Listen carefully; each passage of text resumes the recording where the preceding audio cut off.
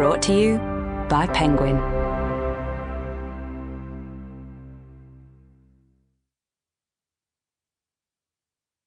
I Want to Talk to You, and Other Conversations. Written and read by me, Diana Evans. Introduction. I Want to Talk to You. At a guest lecture in London, a student asked me how I found my voice. She was referring to my fiction voice, which I remember finding specifically in October 2002 in a residential area of Norwich, on the floor of an upstairs room in a student house. I had been walking up and down all day, pacing. There were bits of paper strewn across the carpet, notes from a novel in progress that was undergoing a major reconstruction. The voice was somewhere in there, in the bits of paper, having been stuck until then in the wrong shape. All I had to do was pick it up and take it over to my desk in the corner, where, through the making of clean, successive sentences, it would be rebirthed. It was a long and difficult labour, but eventually it arrived, meaning that the sentences had the right feeling and sounded the same as what was in my head. There is another voice, the journalism voice, found sometime earlier in North Kensington, near the canal, also upstairs. This one was easier to locate, because the subject, or subjects, already had a shape and texture of their own and could be seen. I could put on a record and listen to some music, read a press release, do some research or have a conversation with someone. I could see what they were wearing, their gestures as we were talking, describe the exact backdrop and life story.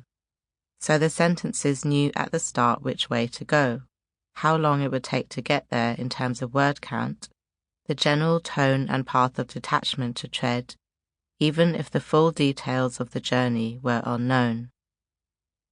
This was part of the joy of it. There was room to play and discover, but the parameters were pre-marked. The journalism voice is direct, conspicuous, and definite. The fiction voice is nebulous, shadowy, prefers to disappear in order to speak. In the early days of my writing life, these two voices seemed to belong to different parts of the day, so I would write journalism in the bright alert of morning, and fiction in the shady alcoves of the afternoon, when the day was diffuse and drifting towards twilight. They depended on and complemented one another, though were also in conflict. My true work, I felt, was fiction, and I should give it all my attention, because it is a selfish voice, greedy and all-consuming as well as jealous, forever making threats to leave if I turn away from it for too long. But what the other voice was always trying to get across was that the making of fiction needs ventilation. You can't live there all the time. It's unstable, confusing, suffocating, and can drive you crazy. I think the journalism is maybe a little younger than the fiction by nature, although they both like to have fun in different ways. They're still arguing. They still would rather I choose between them. The fiction knows it has my heart and punishes me accordingly. Between 2002 and 2022, I wrote 4 novels with mostly rising levels of difficulty.